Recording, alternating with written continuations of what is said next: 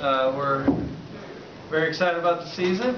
I think it was just mentioned how James has shown a lot of leadership this offseason and getting the players together. We've done that in the past, but this is to a new level of the players really taking ownership of the team.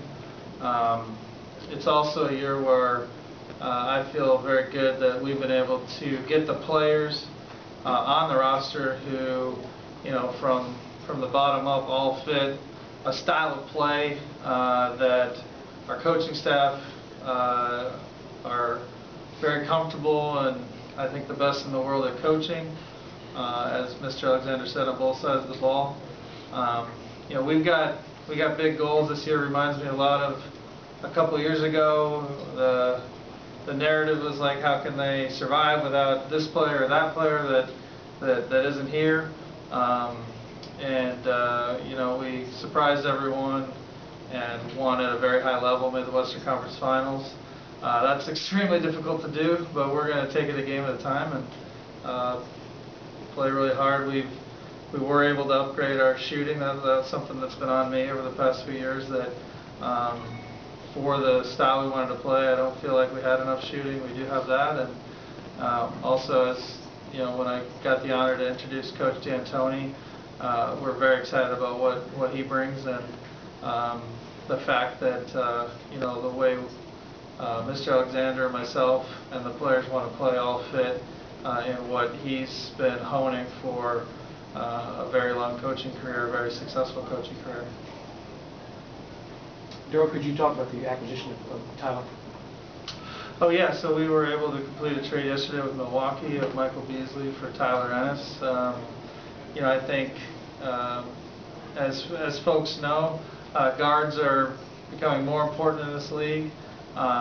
We feel we have two ones that are very good. We know will play for sure, and Patrick Beverly and Eric Gordon are three really. James Harden, those three we know are going to play very likely the bulk of the minutes. But past that, we've got a different mix of guys. We've got some veterans who we think have a good chance to help us in Pablo Prigioni and Bobby Brown.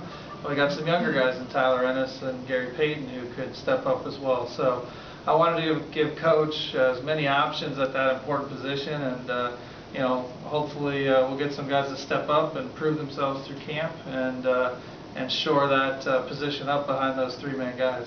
Daryl, were you worried about the depth, or did you just see a lot of value in Ennis?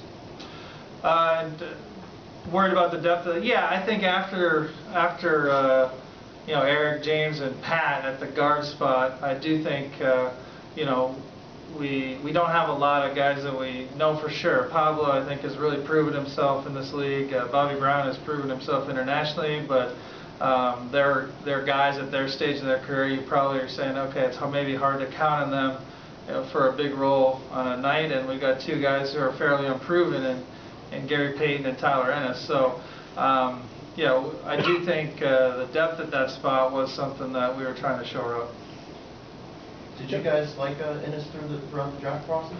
Yeah, he was someone that I think people know, because I've been here for a little while. We target guys in the draft, and he's someone that we've always had our eye on. His ability to pass, what he was able to do in his brief time in Syracuse. He's someone who, I'd probably call out his ability to pass. He has good size.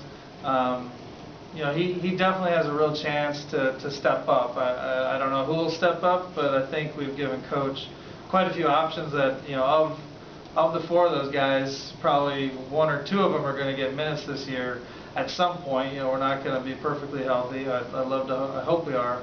But at some point we're going to need some of those guys to step up, and with all those options, we're hoping something emerges there. Has your expectations increased for Capela? Yeah, no, Clint is someone that, for us to have the season we want to have, which is to get home court in the Western Conference and to make a deep playoff run, and hopefully deeper than I've ever been in my career. Clint is going to have to take a big step forward, and it's not an easy step to go from playing 15 to 20 minutes against often not the starting center to playing 25 plus minutes against frontline guys. That's a big step forward. The game's more physical. It takes a big toll on your body to do that night in and night out. He's added a lot of muscle. He's worked extremely hard over the last 2 years and this off season, so we feel like he's someone who can take that step forward. But that is something that we're going to need if we're going to be as successful as we want, especially on the defensive side of the ball. So is Clint the starting center on the depth chart right now, or is there a competition between Nene and Clint? I mean, that's up to coach. Right? We just don't look at it like that yet. We'll see. And sometimes it doesn't depend on the players, just on the combination of players that, somebody could argue, and coaches will argue, and we will. Nene might be a better fit with Ryan, and hopefully Demo and Clint might be better fits, or just opposite. So that'll be something that we'll sort out. And I think both of them are ready to have big roles, whether it's a starter or not starter, it doesn't really matter. They'll both have prominent roles. How much Coach do you look at mentioned Nene because he's a veteran, Nene, that he's a veteran advisor to Capela in terms of just grooming him to get what Daryl wants? I doubt Nene looks at it that way. He's a great veteran, and the background in him is so good from Washington and every other stop he's been in. And Coach Bizdelic has coached him in the past. I do think he's going to take a role like that, but he's a very competitive guy. I don't think he's waking up in the morning saying, his first thing is like, let's help the team win, and I'm going to go kick some tail. But I do think he'll be a good role model for Clint as well. Coach mentioned Demo. Where are things in talks with him, and how important is he on this roster? Yeah, that's ongoing discussions. So I'm not going to comment on it. How important might he be? Yeah, He can't comment. I can tell you. Yeah, Mike. He can't tell you that. No, I think obviously we want him here as soon as we can, but he's got to take care of his business, and the team's got to take care of their business. But when it gets to basketball, we love that, and he's going to be a big part. And he does a lot of things as playmaking that we need, and moves the ball, and he'll be ready. So as soon as the business part of it is taken care of, he's going to be ready. He's always ready.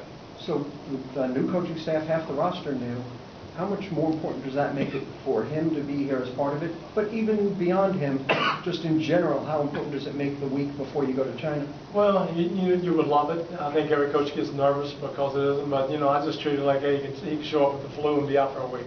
So be it. And that's just how it is. So I'm not worried about it. It's something that I can't control personally. And in December, I don't think we'll be talking about, oh, he's 3 days late or got here early, or it's. And he's smart. He's a smart player. He'll pick it up quick. And we don't do that many things complicated. So he's a good basketball player. Even beyond him or any one player, when you're a new coaching staff, your first year, is that first week before you do something like the China trip, does it become more vital to get the work done? Right. With the training camp getting interrupted the way it is? I don't think we approach it any different because we're going to try to get it done very well, whether we stayed here or went to China or whatever. I don't know if it's more important. I can't tell you. It's always important. So we're going to do the best job we can as coaches to prepare them as well as we can, knowing that it is a long season and knowing that there will be some rough edges at the beginning, just getting into what we're teaching and getting them to be able to react instinctively instead of being taught. You can't play basketball thinking what we just told them to do, but after a while, it's just reps. The more reps, obviously, the better it'll be. But we'll have enough time once we get everybody together and get into it. Even going to China, it's a trip, and then we'll get over it and we'll have good work in China.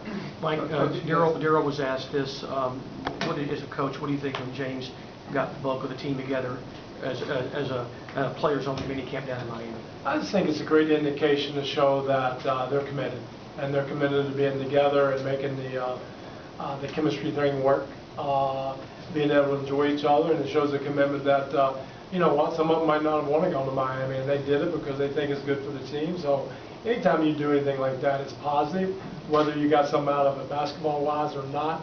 Chemistry-wise, definitely you got a lot of good things. So hats off to them, man. They're serious about trying to have a great season, and so it's 20 other nice teams. So, we're right there with everybody else. We can't fool ourselves in thinking that, oh, we went to Miami, we'll be fine. We got a lot of work to do, but it's a great positive step for sure. On paper, what do you think of the pieces you have to work with? I love them. And I think we have a good opportunity. If we can, like Daryl said, the biggest thing, we have a lot of shooting, and that cures a lot of ails. I'm excited that Matt Bullard isn't going to win our shooting contest for our That's game. good. That's always good. That's like a bad barometer for our team. And Matt, but you won again, Matt. But the rest of it is them coming together in Miami just shows a willingness to do it, and defense is a lot of heart and soul and willingness to be in certain schemes and do it. Most of the time you'll see here coaches, it's not the adjustments, it's do it better, harder, and longer. And that's what we're going to try to do. And if they make that commitment like they have already, and keep it all the way, all through the year, and not, and you're going to be serious about it, then it's a great first step. Hey, Coach, you guys, there's a lot more activity in the off-season now than there was 10 or 15 Right. years ago. You see them a lot more. Does that make this install easier for you in terms of putting I think so, yeah. We get able to talk to guys, show them film, and really set the bases already. And I've talked to even, Demo and I talk all the time. So it's not like he's going to be way behind. He understands what's expected. So I think most coaches do that now. And you have text, you can stay in contact with them and send them little clips and look at this, and what do you think of this, and get their ideas of how they feel comfortable about doing things before we set our program in and put it in stone. And yeah, the landscape has changed a lot, and for the better. It's also better for product, better for the team. We talked so much about what, I'm sorry. Give me one. we talk so much about the players learning what you do. Give us a little bit about your relationship with the front office and what the Rockets do. They have some things that I assume are different and things that they've done. Yeah, they have a lot. For the best. How have some of those hit? Can you talk about a couple of Yeah, things? no, that you you really know like? what, and I've been a lot of teams, unfortunately, and since I've been around, I'm old. The information we get is a lot. It's also, wow, look at this, and some things you had gut feelings, and you would like to go that way, but you kind of tiptoe, and now when you have the hard data, say, you know what, that's what you should do, then it's like, oh, without hesitation. So hopefully all the data and the work that, and the information that we get every day on a daily basis about players, about the teams, about combos, about other players, about what the league best are doing at pick and roll, that gives us a lot more confidence. But better than even that, you can tell the players the same thing, and now they'll be on the same page, and they're not questioning. In junior high, I didn't do that. I had a coach in junior high told me to do this. Well, we're showing them this is why we do this. It's not because we have a wild idea. And when you have that, that's why I love coming here, that from the owner, the general manager, to myself, to the players, are all on the same page. And we want to play this way. And it's been proven this way. And then the stats come in and go, hey, this is how we need to play. I don't have to argue or talk or hope they believe it. They do believe it. It's true. When you hear Daryl mention 55 winning Western Conference Finals team, a comparison to that, or a goal to go even They further? only won 55, we won 62 in Phoenix. So you're cool with that? Well, hold on. We won 56A. You guys said it remind. I'm sorry, it sounded like 55. There was that game in February. I also said didn't know. it reminds me of 2 years ago. I didn't put a win total. No, you know you did. And you No, know I what, mentioned the win total. Roy, we can dance around and, hey, you have to win in this league, and I can, so, you might win 56, and for a lot of coaches, that's not enough, they get fired. Or you might be coach of the year, that's not enough, you get fired. So there's a lot of things go into it. I don't worry about that now. I never have, and I'm going to coach the best I can, and we're going to try to win every game. I hope we win 82 of them. So that's the only way I can see how to approach it, and I have fun doing it that way. And we're going to play every game to win. And I hope there's a lot of them. Thank you, gentlemen. Appreciate it. Thank you.